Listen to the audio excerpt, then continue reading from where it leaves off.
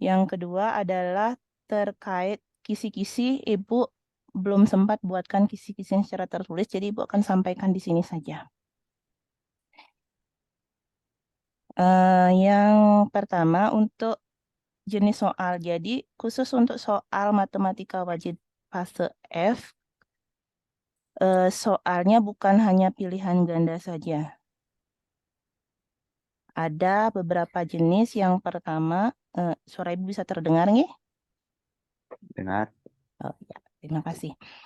Yang pertama adalah bentuk yang pilihan ganda seperti biasa ada, yang anak-anak mesti cukup memilih satu jawaban saja. Yang kedua itu adalah pilihan ganda yang memerlukan lebih dari satu jawaban. Jika ada soal seperti itu, sudah ada peringatan di soalnya, jawaban lebih dari satu, sudah ada seperti itu. Yang kedua, ada jenis jawab singkat, jadi anak-anak cukup menuliskan angka jawabannya saja, angkanya saja ya, dalam bentuk angka, bukan dalam bentuk huruf, misalkan 2 DUA, bukan, tapi angkanya saja. Kalau memang 2 jawabannya, anak-anak ketik 2 saja. Berikutnya ada bentuk benar salah. Jadi cukup mencentang bagian yang benar atau bagian yang salah saja dari pernyataan yang ada. Berikutnya lagi itu adalah jenis menjodohkan. Jadi dari satu pernyataan akan ada beberapa pilihan jawaban. Jadi anak-anak tinggal mencentang yang merupakan jawaban dari khusus pernyataan itu saja. Bisa dimengerti kira-kira untuk jenis-jenis soal besok? Atau ada yang ingin ditanyakan dulu sebelum Ibu lanjut terkait kisi-kisinya?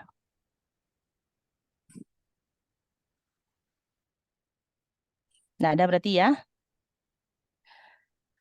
Baik, kalau tidak ada, Ibu mulai saja untuk kisi-kisinya.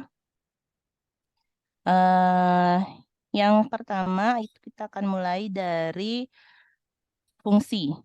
Untuk fungsi, tapi nanti soalnya akan teracak ya di sana di anak-anak. Jadi paling tidak kalau yang dari Ibu masukkan ke Google Form, yang mulai dari pertama adalah fungsi. Mulai dari definisi fungsi, nanti akan ada pernyataan terkait definisi fungsi, yang mana yang benar. Kemudian dari relasi dua himpunan, itu anak-anak bisa memilih yang mana merupakan fungsi. Itu soal yang kedua. Soal yang ketiga, dari fungsi yang didefinisikan dalam bentuk relasi dua himpunan, anak-anak bisa menentukan domain, kodomain, dan ring. Kemudian soal yang keempat, diberikan grafik, nanti anak-anak bisa menentukan grafik yang mana itu merupakan fungsi. Kemudian soal yang kelima, anak-anak akan diminta menentukan nilai suatu fungsi. Soal yang keenam, itu diketahui masing-masing fungsi F dan G, kemudian anak-anak diminta menentukan hasil dari komposisi fungsinya. Soal yang ketujuh, itu diberikan fungsi F dan G, kemudian anak-anak diminta menentukan nilai dari komposisinya. Jadi kalau yang nomor 7 tadi hanya bentuk komposisinya saja, sedangkan yang nomor 6 tadi, yang nomor 7 ini, anak-anak diminta menentukan nilai dari fungsi komposisinya untuk X tertentu. Soal yang nomor 8 itu adalah diketahui fungsi G dan F bundaran G, anak-anak diminta menentukan fungsi G-nya. Maaf, yang nomor 8 ini anak-anak memerlukan lebih dari satu jawaban. Nah, jadi ada fungsi G yang diketahui, F bundaran G, dan anak-anak diminta menentukan di mana dari kelima pernyataan yang benar. Jadi ada menentukan fungsi F-nya, ada menentukan F bundaran G-nya, ada menentukan nilai fungsinya. Kemudian yang nomor 9 itu anak-anak diminta menentukan inverse fungsi dalam bentuk fungsinya dalam bentuk pecahan. Jadi anak-anak diminta menentukan inverse-nya. Kemudian soal yang nomor 10, kalau memang ada yang ingin ditanyakan, silakan sampaikan pertanyaannya ya, bisa di unmute mikrofonnya. Ibu lanjut untuk yang soal nomor 10 itu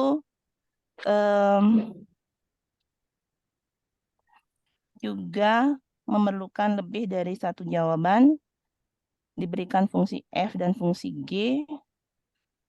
Ada nanti pilihannya yang benar apakah F bundaran G, G bundaran F, atau nilai fungsi dari masing-masing komposisinya. Soal nomor 11. Itu masih di fungsi juga. Ini anak-anak diberikan suatu cerita di mana ada fungsi F, fungsi G muncul nanti pada suatu perusahaan ini. Nanti akan diminta menentukan hasil dari produksinya. Untuk nomor 12, anak-anak nanti diberikan grafik. Halo Topan. Grafik fungsi F dan fungsi G, kemudian anak-anak diminta menentukan nilai fungsinya untuk X tertentu. Selanjutnya nomor 13 itu mulai lingkaran. Nomor 13 ini terkait dengan sudut pusat dan sudut keliling.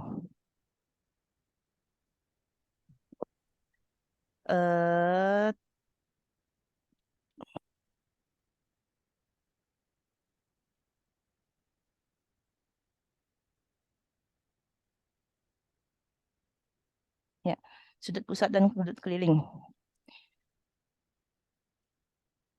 Yang nomor 14 itu terkait dengan garis singgung persekutuan lingkaran. Jadi nanti diketahui diberikan suatu ketentuan, anak-anak diminta menentukan banyak garis singgung persekutuan dalam maupun luar.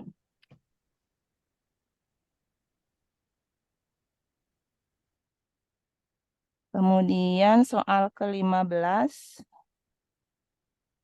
ini masih tentang sudut pusat dan sudut keliling. Nanti ada teorema-teoremanya yang diterapkan di sini. Yang nomor 16 itu tentang garis singgung persekutuan dalam. Nanti diberikan gambar 2 buah lingkaran, diketahui jari-jari, kemudian jarak titik pusat diketahui. Anak-anak diminta menentukan panjang garis singgung persekutuan dalam. Kemudian nomor 17, anak-anak diberikan ilustrasi nanti tentang posisi dua buah lingkaran. Kita sebelumnya kan sudah membahas bagaimana kalau lingkaran itu berpotongan di dua titik, berapa dia punya garis singgung persekutuan dalam, persekutuan luar. Bagaimana kalau dia bersinggungan di satu titik, nanti berapa punya garis singgung persekutuan dalam, persekutuan luar. Jadi nanti manfaatkan itu pada soal nomor 17. Kemudian soal nomor 18 itu sudah mulai segi 4 tali busur. Segi 4 tali busur terkait dengan teorema jumlah sudut yang berhadapan pada segi 4 tali busur. Tapi di sini juga akan memanfaatkan hubungan antara sudut pusat dan sudut keliling. Selanjutnya nomor 19 itu masih segi 4 tali busur terkait dengan teorema bahwa hasil kali bagian-bagian diagonal suatu segi 4 tali busur itu adalah sama. Yang terakhir nomor 20 itu diberikan gambar anak-anak terkait dengan garis singgung lingkaran yang melalui satu titik di luar lingkaran. Tapi di sini anak-anak yang diminta menghitung adalah sudut keliling. Jadi manfaatkan tentang teorem definisi garis singgung dan teorema sudut keliling dan sudut pusat. Ibu siapkan soalnya 20, kalau menurut anak-anak masih kurang, nanti masih ada kesempatan ditambah. Silakan sampaikan pendapatnya sekarang. Atau ada yang masih ingin dibahas? Silakan sampaikan. Ada enggak?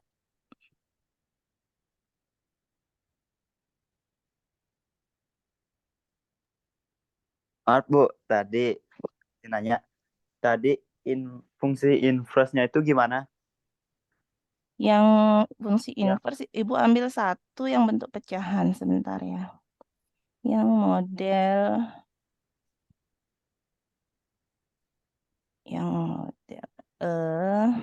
sebentar.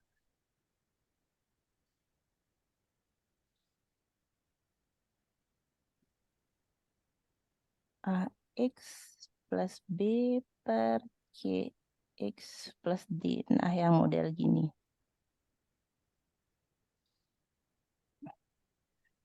Ya, anak-anak menentukan inverse fungsi. Ibu ambil satu saja yang model seperti ini. Kan bisa kan?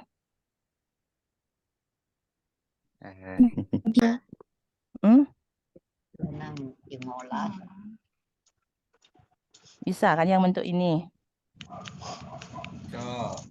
Oh, gampang.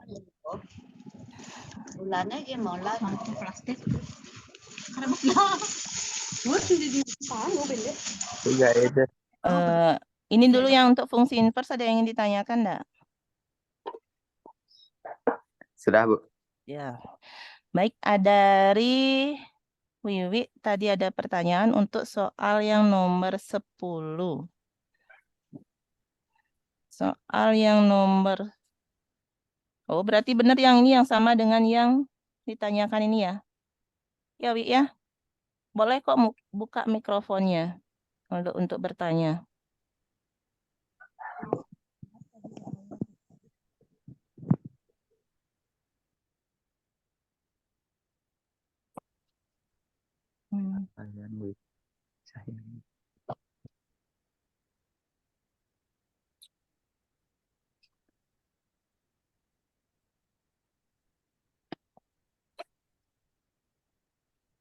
Ada lagi, silakan.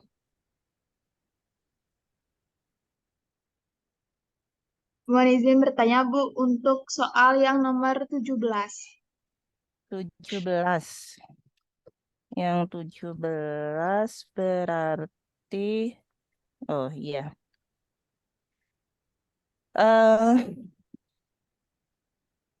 jadi nanti yang nomor 17 tidak anak-anak tidak diberikan gambar lingkarannya langsung, tapi anak-anak lebih bisa menggambarkan sendiri lingkaran itu gimana sih dengan diberikan ketentuan nanti misalkan kalau lingkarannya seperti ini berarti dia akan berpotongan di 2 titik. Punya enggak garis singgung persekutuan dalam dia? Kalau seperti ini posisi lingkarannya. Enggak, Bu. Enggak. Berarti kalau garis singgung persekutuan luar ada kan? Ada. Bisa dah anak-anak cari, berarti yang kita cari garis singgung persekutuan luarnya saja. Atau misalkan kalau posisinya seperti ini. Aduh, kita agak sulit ya. Nah, misalkan ini pusatnya A, yang ini pusatnya B, ini jarak kedua titik pusat. Berarti garis singgung persekutuan dalam kan tidak ada juga. Kira-kira kalau misalkan yang A jari-jarinya 20, yang B jari-jarinya 5. Berarti panjang garis singgung persekutuan luarnya berapa?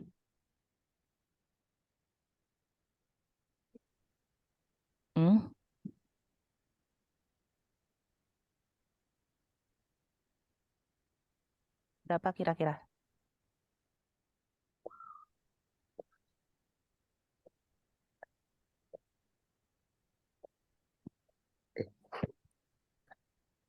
Tap, lupa.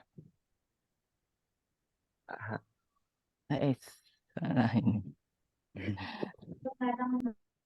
Ya, nanti modelnya seperti ini. Jadi gambaran ini itu dibuatkan dalam bentuk kata-kata. Diketahui jarak ini sekian, lingkaran ini misalkan berpotongan di 2 titik atau bersinggungan di 1 titik. Nanti yang jelas dalam kata-kata. Jadi anak-anak yang membayangkan gambarnya itu seperti apa nanti. Bisa nggak kira-kira?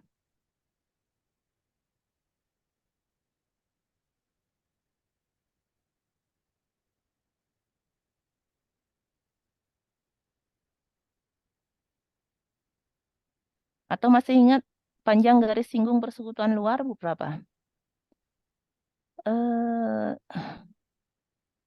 Garis singgung persekutuan luar. Masih ingat enggak rumusnya? Akar dari P kuadrat. berapa? P kuadrat P dikurangi kuadrat. P kuadrat dikurangi dari lingkaran besar. kurung R jari besar plus jari kecil kuadrat. plus. Masa kok Kurang. min? Kurang min. Oh, di sini min ya. Kuadrat. Iya, kuadrat. Nanti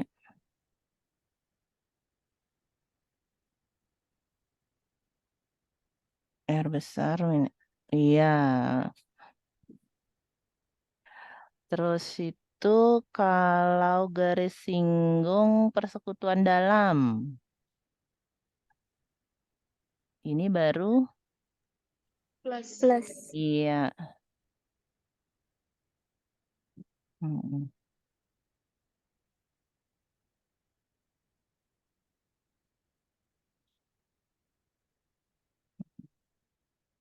Nanti bisa dah anak-anak.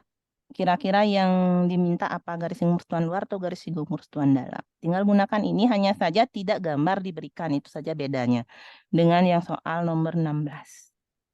Bisa nggih? Silakan kalau ada yang ingin ditanyakan lagi.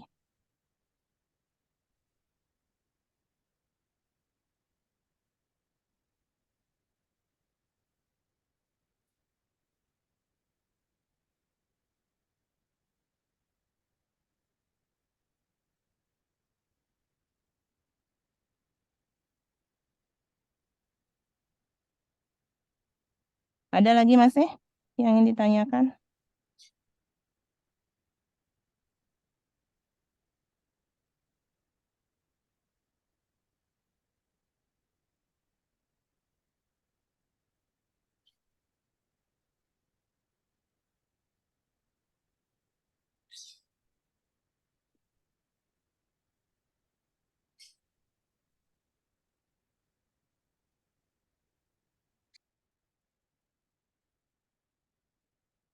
Tidak ada ya?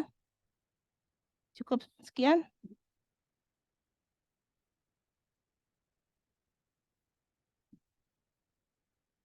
Ada enggak lagi? Kalau tidak, sebentar.